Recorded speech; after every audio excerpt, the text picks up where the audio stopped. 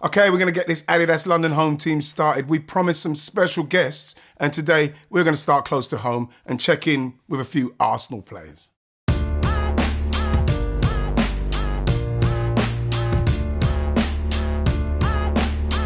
First up on the Addidas London home team, we've got Arsenal women's goal machine, Vivianne Miedema, and Scottish winger come wingback, Lisa Evans. Let me check in on Viv and Lisa. I hear her in Scotland.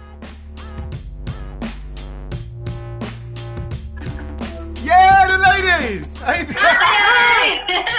Viv, Lisa, how you doing? Good, how are you doing? I'm not bad. I've got my two girls who are keeping me really occupied. I didn't realise they made so much noise, but it's all good stuff. I'm learning to bake cakes. I'm doing all sorts of stuff. What are you lot doing? We've made a lot of cakes as well, to be fair. What? A lot of cakes. Seriously, I've been having problem. My sponge has gone wrong. It's too hard. My girls are being nice. I tried to make a chocolate cake the other day, and it was very dry. What did I do? Did I preheat the oven too much, or? I say just add extra icing. Seriously? Yeah, just add extra icing. That's just masking, Lisa, man. No one will know. That's lying. That can't mask. I've got to make a good sponge. What have you been baking? Seriously? Banana bread. Well, a lot of banana bread. And what's that other thing again? The English thing? Meatloaf. Meatloaf in English. Mum's made a tea loaf, yeah. And just quickly with the families, got to say to Viv, how's your family? Everybody okay? Yeah, all good to be honest. Like, they're obviously back home in Holland, so we FaceTime sometimes. My brother is just getting kicked out of the house to do the shopping, so my mum and dad are quite safe at home. So yeah, it's all fine. Like, it's obviously difficult right now to actually not be able to go home or not to even really see each other, but that's just how it is right now, obviously. Yeah. And what about you, Lisa? How's it going with you, the family? Everybody okay? Yeah, we're all good. We're all fit and well. So, that's the main thing, really. Like they've said, it's hard, obviously, not seeing a lot of people. But, it's the right thing to do, and just to stay home and stay safe and keep everyone else safe. So, what else has been happening with the fitness and everything? How you occupying yourself? I can't imagine what it's like being a player in this time. I don't know how I would have coped. How are you coping mentally and physically? It's been hard. Like, it's really, honestly, the hardest thing is missing the girls. We miss the girls every single day. We've been keeping in touch with them a lot. Like, our group chat's gone mental, but it's been really tough, to be honest, isn't it? Like, especially training-wise, it's not the same, obviously, not being in the team environment, and it's like just kind of the motivation as well. Just kind of every day, it's like a new process. But we've done quite a lot. We've done a lot. We play tennis, we play football. Lisa's my personal trainer right now, so she makes me go on the bike. We do conditioning, we do everything. I was going to say about the league. You're chasing the league. Being in this environment, is it more anxious waiting because like City are doing what they're doing? You're hoping that someone slips up and stuff. What's that like? Chelsea flying. How does it feel like waiting in this time? It's kind of just like obviously waiting even to when the league starts again. I think right now we're not really that busy about actually thinking what Chelsea is doing or anything. Like, it's just hoping that the league can actually start again, that it's safe for everyone to go again. And then from there on, obviously, I still hope Chelsea and Man City are going to slip off. It's hard to even think about that right now, though, isn't it? Yeah. Really, it's just kind of getting back to training. We're going to have to do like a mini kind of pre-season again to get everyone back to proper fitness, and then take it from there, really. And I've got to say about the season as well, Viv, with the top goal scorer in the league. I was happy when I was scoring. I was scoring, and if we didn't play well, I didn't really bother. But I've read somewhere that you said that, I know people are going to give me stick for that, but I've read that you said that you'd rather play an all-round good game rather than being that goal-hungry, I have to score, goal monster. Yeah, I think so, but I think that kind of comes away from the fact that I've never really been a 9. I've always played as a 10. Probably the last 4 seasons I've been becoming more of a 9.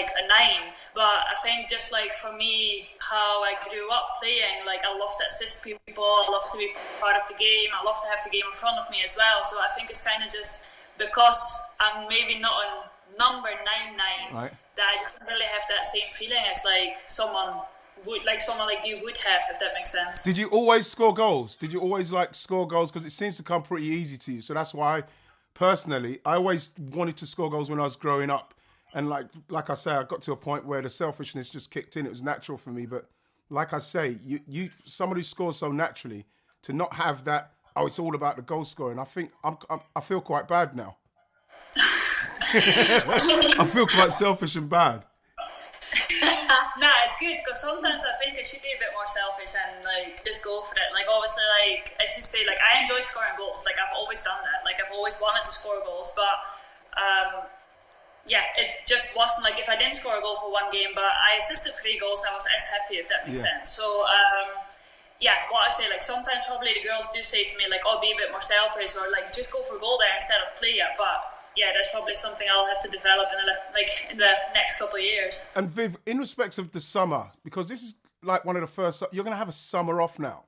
I know it's been kind of enforced on you, but are you looking forward to that rest in respects of everything what's gone on? It's been so successful, you never getting this kind of rest, the World Cup, all that sort of stuff.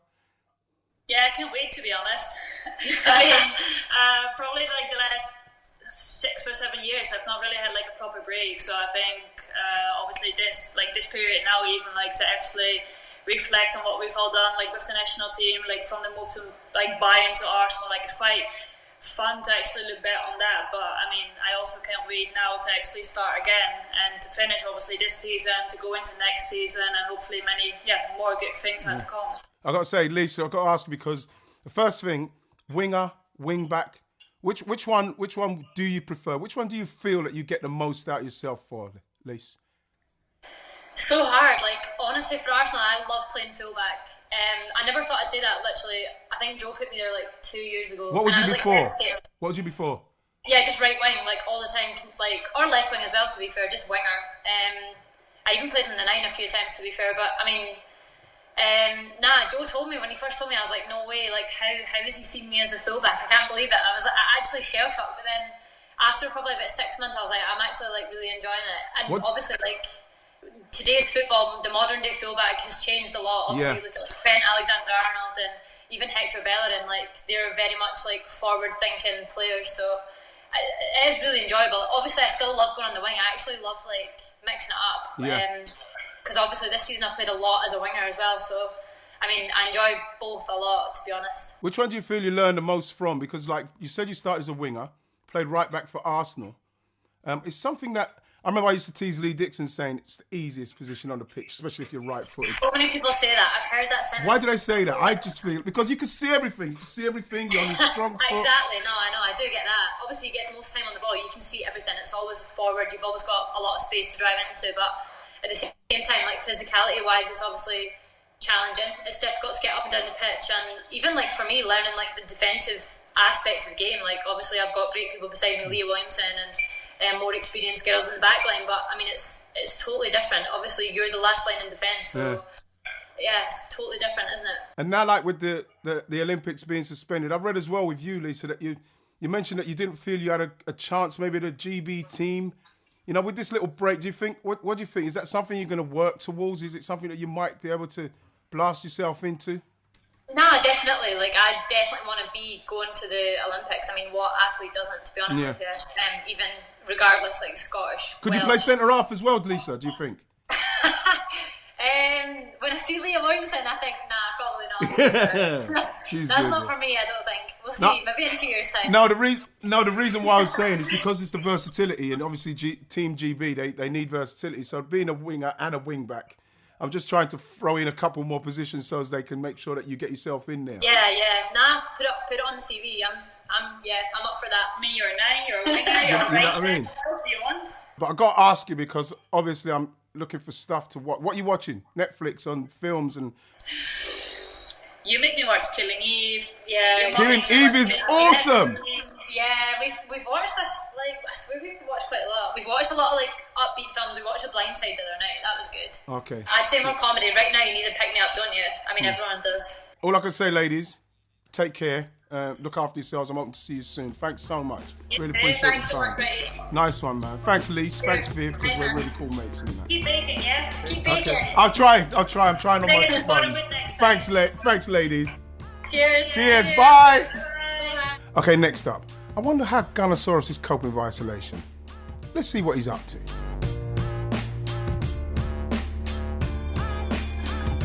Yes, Gunnar. There's my guy, Gunnosaurus. Are you staying home? Are you indoors, Gunnar? I hope you're indoors. Washing your hands? Let me see. Gunnar, listen, I'm going to have to leave you, man. I'll speak to you again soon. I love you, but you know this. Nice one. Why am I shouting? Why always shout when I speak to Gunnosaurus? I love you, Gunnosaurus. I love you, Gunnosaurus. A leader on and off the field and a great recent signing for Arsenal. Someone that has put out some very important messages in the UK and Brazil during this difficult time. Representing the Addidas home team, David Luiz.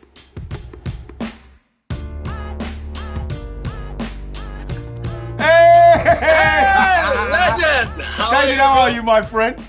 Very good, thank you. You? I'm very good, man. You look really Good? well. You look really Are you well. at home or no? I am up to, of course. Of course, all my right, friend. all right. You know what I'm doing? I'm doing some checking in on behalf of the Adidas home team, man. I have to check in on the big man. I see you doing so many good things on Instagram with the fitness. How's your family, firstly? Because a lot of the Brazilian players have been allowed to go home, but they're still Yeah, here. my So how family are is the good. family? My family is good. Thanks God. Now in good situation, in good life, but the global situation is not good. Yeah. We are not happy with this. We are sad. Everybody's sad. So we have to take our precautions to follow the guidelines and to stay at home. So I just tell to my mom and dad to stay at home. Yes. To my sister with the kids. They've My got to mom understand, and dad- David. They've got to understand, David, how important this is. It saves lives. I'm not sure Saves people are life, getting yeah, this it's message. So important. You know, my mom and dad, they live in the same road of my sister. Okay. And my sister don't allow my mom and dad to see the kids. That's good. You know? So That's it's good. difficult. That's hard. That It's is hard, good.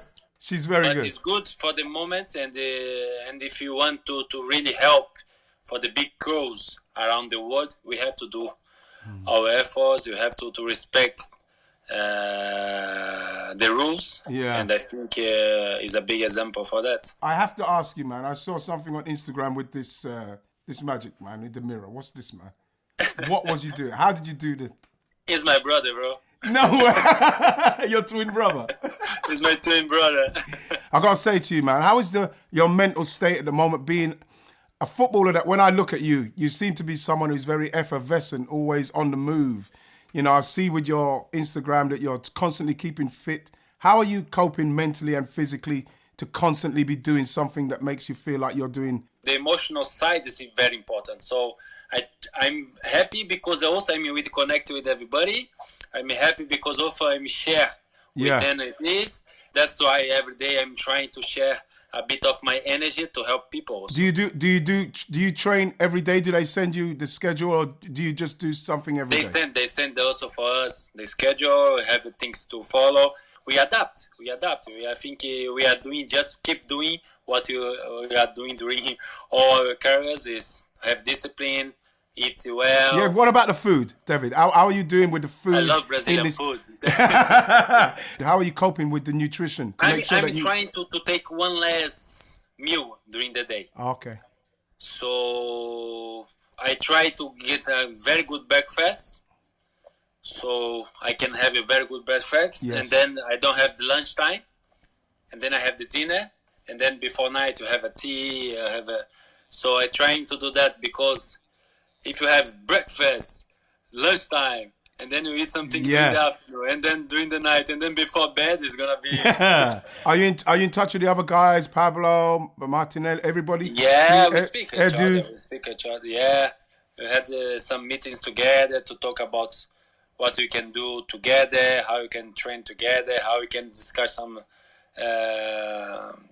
about now the world. We just had a meeting where everybody spoke how we can help the government, the social problems. So I think we're still in the connection. It's so good. David, I know you share the same coach as Pablo Mari with Jorge Jesus. Yes.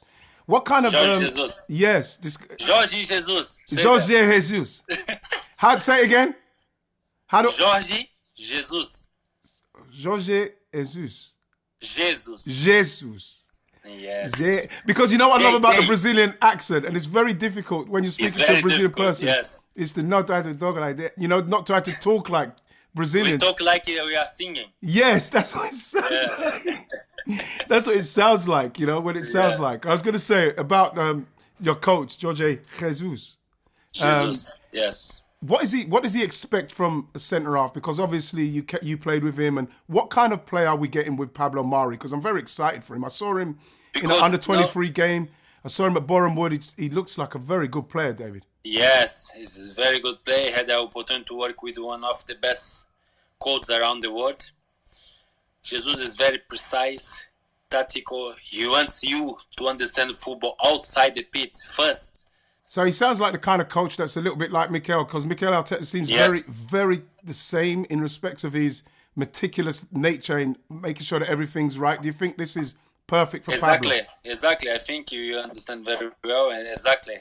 Mikel is doing amazing. I'm enjoying with it.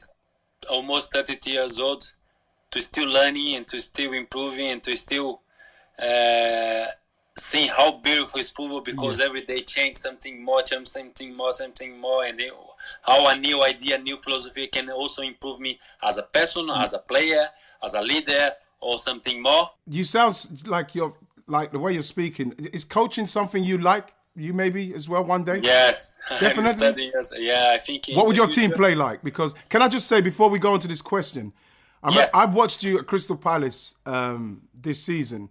And I think it's one of the best centre-half performances I've seen from somebody in a very, very long time in respects of the way you brought the ball forward and the way you passed the ball around, because they were playing so deep. Is that something that Mikel said to you? If this happens, then the responsibility is for you to come and create. Is this? I think it's part of the plan. I think you have to understand. Before, we never talk about the goalkeepers using the foot. No. You remember that? Yeah. Good goalkeeper was the ones kick long. The more long is better. Yeah. Kick away. Now we start to evaluate the goalkeepers by the foot. He played well, he can build up of the game. Why? Because everybody understood. If you keep the ball, it's only one ball. Yes. So the team cannot score. You understand? Okay. You cannot give the risk for them. So Mikel also tried to make us to understand where to play, how to play. That's why I say he give the plan. If the team is like that, if the team is a low block, park the bus there. Yes. How you can create? You have to take the responsibility to take some risky pass or difficult pass. Yeah. Because if this pass arrive there, they're going to create an opportunity, going to score the game. If this pass don't arrive there, we can regain the ball quickly and still stand in the back. In the area. Stand it there. So this is what I like about the way you play, David, because when you play, when you come in forward the ball, you're not one of the centre-half that comes like, oh, I'm going to do something. Then you stop, and then you pass this sideways. You always, and then some of the pass straight through to Aubameyang, straight through to taking the chance. I think you have to give the opportunity for the best players to touch more the ball. What position did you play when you was very small, when you was younger? Number 10. Number 10? Yeah, until 16. Who changed you? Why? If I tell you, I went to a competition under 17s. I was in the bench. I went to a competition from Salvador, Bahia to the south. Right. North to the south. You know how long you did? How long? 72 hours by bus. You're joking. Yeah. So we went for this competition. We were having the competition. I was in the bench. We played 3-4-3. 2 defenders get injured in the first half of the first game. Right. I went for the coach and say, now you have a defender. Say, what you're talking about? You play in the middle, number 10, number 8, Massimo. What you're talking? No, you have a defender. You can put me there. You see. I wish to play. And also I knew after this competition, they're going to sack men players. They're going to kick players out. I say, I have to play. Yes. So I spoke with my dad. My dad said, play. Survival. And then I play in the middle. Yes. As I was playing Chelsea, you remember? Yes. I remember. Yeah, in the middle, yeah. It was the first time I played as a defender. Nice. Because I start to play from the back, goes, and then just change my life. After this competition, after 10 months, I became professional. Wow. And changed my life. You wasn't afraid to speak up? I'm not afraid to try. I think people cannot have scared to try life. You're just gonna know if that's good or not if you try. It's like a plate with some food. People sometimes you give your food for the PPV. Yes. I don't like. Yeah. But have you tested? No. And then, it's good. Yes, yes. Life is the same. You see, we're looking at some, like the players. We see Richarlison, fantastic. You know, Yes. We're seeing, obviously, Firmino and these guys, fantastic. But we've got, like, Gabriel and Martinelli. In respect, what do the people in Brazil think about how he's doing here? Are they very proud of him? Are they think that he's going to go to... Now they're very proud. Did you know before he came? Did you know about him before he came? No, I didn't know. To be honest, no. I heard something. He has some little boy in Ituano play very well because I know Juninho Paulista, and then it's from his club. And then after that, I said, okay. But when I saw him, I said, whoa. Not just because of the talent as a footballer, especially because of the mentality. Yes, I think he wants to improve. He wants to learn. He understands the opportunity of his life. He wants to change his status. You know, he wants to be part of the team. He wants to be part of the club. I think this is very important thing to players to understand today. What's it been like? Is the dressing room starting to feel this now, where we're coming together with Mikel, what Mikel's doing? He's got players like yourself. He's got Aubameyang who scores goals. He's got people who want to win. So Mikel, he brings for the club a philosophy where everybody has to think for the best of the club. And the best of the club is to make the club shine again, like when he was playing. So everybody, it's not just players. Yeah. Everybody every day has to breathe this oxygen, this air. This club is to win. You know something? It's. I'm getting I'm getting goosebumps because to hear an Arsenal player with a caliber of yourself speaking about Arsenal in that way, which Arsenal had to get back to this. We lost it somewhere. We lost it, and to hear an experienced player, and it doesn't matter where we lost and when we lost. Yes. What matters now is to bring back. Yeah. So David, I've got to ask you. When it finally happens, what we're going through now, when football does finally resume, and like I said, as long as it takes, I'm willing to wait because lives are at stake. But what are you looking forward to most when everything comes back to normal, fingers crossed? First, I want to check if everybody understood this social lesson. Okay. And then after that, of course, I want to be in the pitch, doing what I love, making people happy. If you're gonna play this season until the end, I want to try to be in the Champions League with Arsenal. Yes.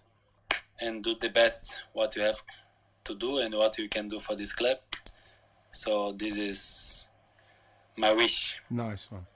Well, Dave, can I just say, listening to you speak there, it's filled me with real joy to hear a player of yours caliber, like I say, speak like this about our club. It's something that I've wanted to hear for a long time.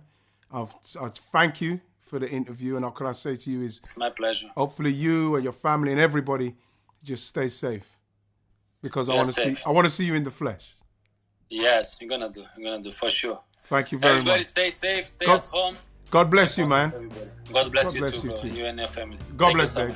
Right, guys, I've got to go. Thanks for watching and being part of our Addidas London home team. We've got more catch-ups scheduled, so stay tuned to Addidas London. Stay home, keep safe. Love and strength to all of you.